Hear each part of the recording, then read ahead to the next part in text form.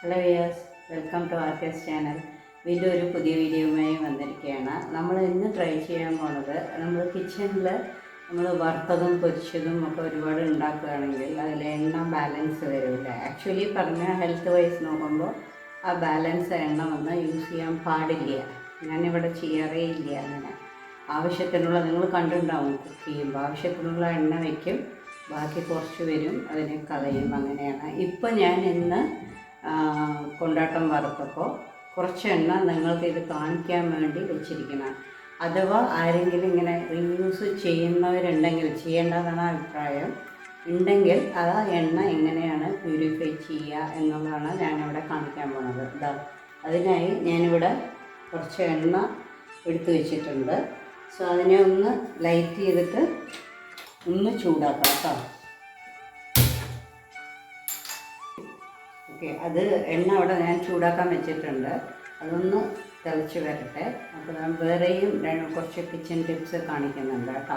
So അതും കൂടി കാണിച്ചു തരാം. തിളയ്ക്കുന്ന സമയം കൊണ്ട് നമ്മളിവിടെ എല്ലാവരും ഡെയിലി ചായ അരിപ്പ യൂസ് ചെയ്യുന്നത് അല്ലേ?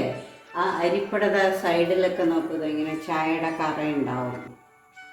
ഇത് എല്ലാവർക്കും അറിയുമായിരിക്കും, പക്ഷേ ഇപ്പോൾ പുതിയതായിട്ട് കിച്ചണിൽ കയറുന്ന കുട്ടികളും ഒക്കെ ഉണ്ടാവും, അവർക്ക് അറിയില്ല. ചിലപ്പോൾ അറിയുന്നവർ ക്ഷമിക്കുക, അറിയാത്തവർക്ക് ഈ വീഡിയോ യൂസ് ആയിരിക്കും കേട്ടോ. അപ്പോൾ ഇത് എങ്ങനെ കളയുക എന്നുള്ളതാണ് ഞാൻ പറയാൻ പോണത്.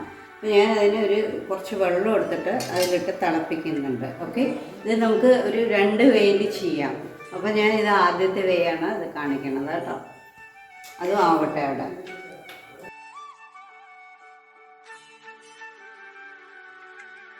ഇപ്പോൾ തിളയ്ക്കാൻ തുടങ്ങി.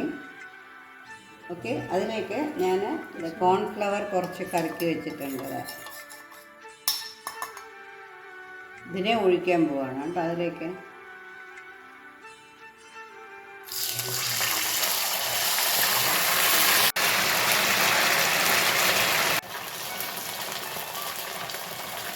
ഇതാ കണ്ടുപോവാ, നമ്മൾ ഈ കോൺഫ്ലവർ ഇടുമ്പോൾ ആ കോൺഫ്ലവർ വന്ന് ആ എണ്ണയിലുള്ള അഴുക്കും പൊടിയും ഒക്കെ വലിച്ചെടുക്കുന്നുണ്ട്. ഇതെല്ലാം കട്ടയായി. നമുക്കിതിനെ ഒന്ന് അരിച്ചെടുക്കാം. അപ്പോൾ എത്രത്തോളം പ്യുവറായി എന്നുള്ളത് അറിയാം.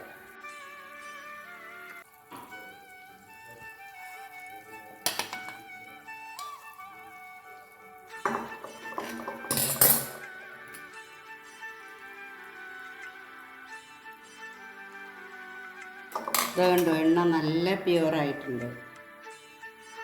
ഇതിപ്പോൾ നല്ലോണം തിളയ്ക്കുന്നുണ്ട്. ഇനിയിപ്പോൾ നമുക്ക് തീ ഓഫ് ചെയ്തിട്ട് ഇതൊന്ന് എടുത്തിട്ടൊന്ന് കഴുകാം.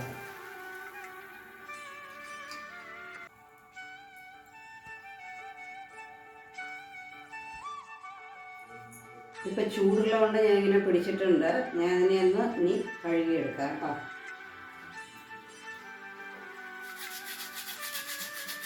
ഇതുണ്ടോ, കഴുകുമ്പോൾ ഇളകി വരുന്നുണ്ട്.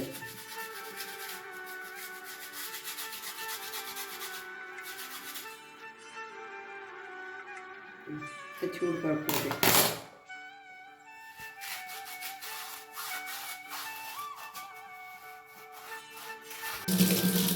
ഇപ്പോൾ കണ്ടു, എവിടെയൊക്കെ നല്ലോണം പോയിട്ടുണ്ട്. ലെമൺ കൂടി ഇട്ട് കൊടുക്കാം കേട്ടോ. അപ്പോൾ കുറച്ചുകൂടി നന്നായിട്ട് പോകും.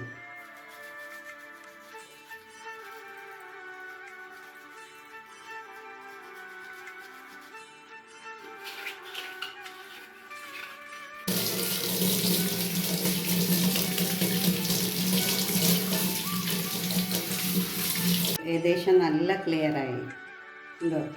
ഇതുപോലെ ചെയ്ത് നോക്കൂ കേട്ടോ. അരിപ്പ ഇതാ,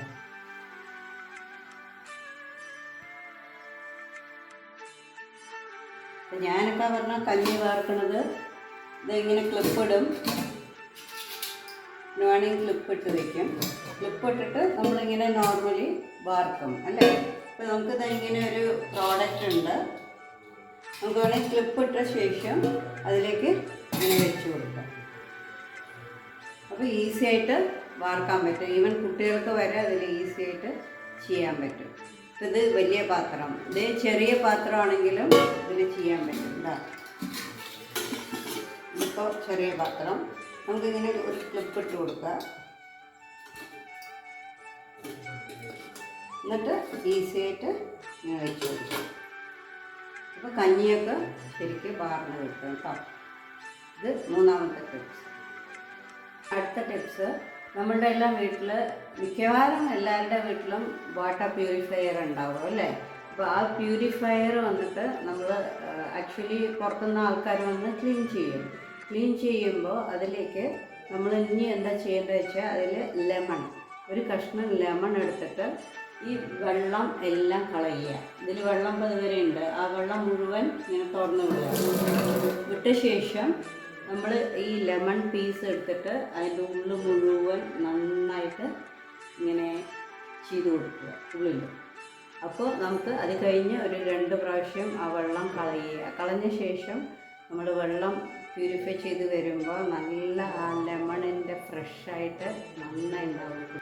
ഇതെന്താടാ കിച്ചൺ ടിപ്സിൻ്റെ ഇടയിൽ ചെടികൾ വരുന്നതെന്നായിരിക്കുമല്ലേ ആലോചിക്കണം. ഒന്നുമല്ല, നമ്മുടെ മുളക് ചെടിയിൽ ഈ ചുവന്ന മുളക് വരുമല്ലേ, അത് വിത്തിന് വയ്ക്കും. ഒരുപാടാവുമ്പോൾ ഞാൻ എന്ത് ചെയ്യണം, അതിനെ പറിച്ച് ചേർത്തി വയ്ക്കും. ഇങ്ങനെ കുറേ ആവുമ്പോൾ അതിൻ്റെ ഞെട്ടിയൊക്കെ കളഞ്ഞ് വെയിലത്ത് വെച്ച് ഉണക്കും.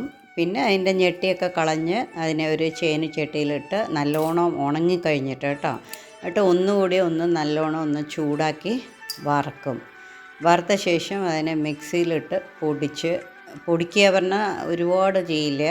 മറ്റേ ചില്ലി ഫ്ലേക്സ് നല്ല ക്രഷ് ചെയ്ത് എടുത്ത് വെക്കാം കേട്ടോ. ഇതൊരു ടിപ്സ്. പിന്നെ അടുത്ത ടിപ്സ്, നമ്മൾ ഗ്യാസിൽ ചിലപ്പോൾ ഇപ്പോൾ ചോറോ എന്തെങ്കിലും വെക്കുകയാണെങ്കിൽ ഇതുപോലെ ഒരു തുണി ചുറ്റി കൊടുത്തു കഴിയുമ്പോൾ നമുക്ക് കൗണ്ടർ ടോപ്പിലും പിന്നെ ഗ്യാസിലും ചുറ്റുവട്ടാരത്തൊന്നും അതിൻ്റെ തെറിക്കില്ല വിസിൽ വരുമ്പോൾ കേട്ടോ. അപ്പോൾ ഇത് വിസിൽ വരുമ്പോൾ ആ തുണിയിലേക്ക് തന്നെ അതിൻ്റെ വെള്ളമൊക്കെ വീണോളും. ഓക്കെ, അപ്പോൾ ഇതല്ലാതെ നിങ്ങൾക്ക് വല്ല ടിപ്സ് അറിയുകയാണെങ്കിൽ ഒന്ന് കമൻറ്റ് ചെയ്യുക കേട്ടോ. അപ്പോൾ ഞാൻ പറഞ്ഞ ടിപ്സ് അല്ലാതെ ഉപയോഗപ്രദമായത് കേട്ടോ. അപ്പോൾ അഥവാ ആ തുണി തെന്നിക്കഴിയുമ്പോൾ പിന്നെ നമുക്ക് പണിയാവും. അടുത്തത് ഗ്യാസ് ക്ലീൻ ചെയ്യണം അല്ലേ. ഞാൻ എങ്ങനെയാണ് ഗ്യാസ് കൗണ്ടർ ടോപ്പ് ക്ലീൻ ചെയ്യണം എന്നുള്ളത്, അത് വന്നിട്ട് ഞാൻ നമ്മുടെ നോർമൽ പാത്രം കഴുകുന്ന ലിക്വിഡ് ഒഴിച്ചിട്ടാണ് തേച്ചിട്ട് ജസ്റ്റ് സ്ക്രബ്ബർ കൊണ്ട് തുടച്ചെടുക്കും കേട്ടോ. നല്ല വൃത്തിയാവും, നല്ല പ്ലവളാന്ന് മിന്നുണ്ട് കേട്ടോ. പിന്നെ അടുത്തത് എഗെയിൻ ഞാൻ മുളകിലേക്കാണ് വരുന്നത്. നമ്മൾ കടയിൽ നിന്ന് വാങ്ങണ മുളക്, മറ്റേത് ഞാൻ വീട്ടിലുള്ളതാണ്, ചെടിയിലിരുന്ന് പഴുത്ത മുളകാണ് പറഞ്ഞത്. ഇത് നമ്മൾ കടയിൽ നിന്ന് വാങ്ങിച്ചിട്ട് വരുമ്പോൾ അതിൻ്റെ ഞെട്ടിയൊക്കെ കളഞ്ഞ് നമ്മൾ ബോട്ടിലിൽ സൂക്ഷിച്ച് കഴിഞ്ഞാൽ നമുക്ക് എമർജൻസി ഉള്ളപ്പോൾ വേഗം എടുത്ത് യൂസ് ചെയ്യുക. എസ്പെഷ്യലി രാവിലെ ഓഫീസിലൊക്കെ പോണവർക്ക് നല്ല യൂസ്ഫുള്ളാണ് കേട്ടോ.